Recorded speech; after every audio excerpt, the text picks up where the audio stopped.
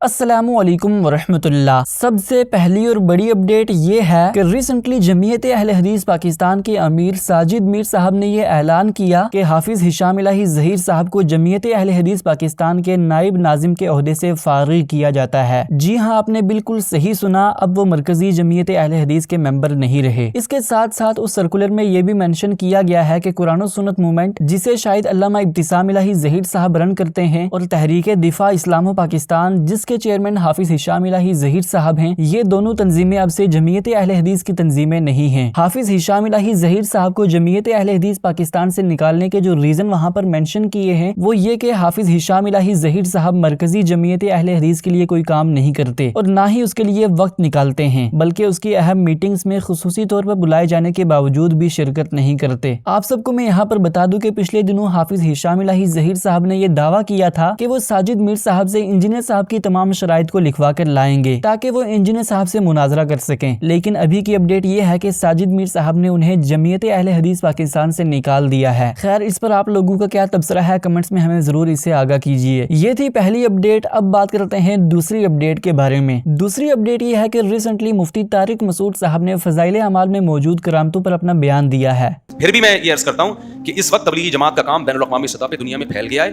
तो जब दुनिया में काम फैल जाता है तो करामतों के वाक़यात या इस चीज़ें अपने मुरीदों में तो चल जाती हैं जिनको आप पर एतमाद है, लेकिन जब काम बड़े पैमाने पर फैलाया जाता है ना तो कुरान और सुन्नत ही पे इक्तिफा करना चाहिए।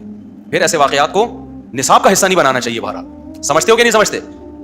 तो जैसे रियाजुस सालिहीन है, अरबों में जो तबलीगी जमात का काम होता है उसमें रियाजुस सालिहीन है, तो हम भी छोटे लोग हैं, बड़ी बात नहीं करनी चाहिए, लेकिन हमने बड़े उलमा से भी सुना है कि ऐसी किताब आनी चाहिए तबलीग के निसाब में जिसमें सही हदीस हों और जिसमें मुस्तनद रिवायत हो। जैसे वो फज़ाइल अमाल में एक रिवायत है 70,000 दफ़ा कलमा पढ़ा तो बख्शिश हो गई, अभी एक सही रिवायत नहीं है ये। जब इतने बड़े पैमाने पर काम हो रहा है तो फिर ऐसी रिवायतें और ऐसी बातें जो कमज़ोर हों वो फिर उस काम की वैल्यू को ख़त्म कर देती हैं, लोगों की नज़र में इमेज कर देती हैं। अगर तबलीगी जमात वाले यहाँ जो हैं सारे सिर्फ रियाजुस सालिहीन या और कोई सही हदीस का मजमूआ लेके चल रहे होते तो ये काम डबल हो चुका होता अब तक। बहुत से लोग कटे हैं इस वजह से कि भाई कुछ रिवायतें ज़ईफ़ हैं और कुछ कमज़ोर हैं, कुछ करामतों के वाक़यात हैं, तो उनकी वजह से काम में कमी हुई है।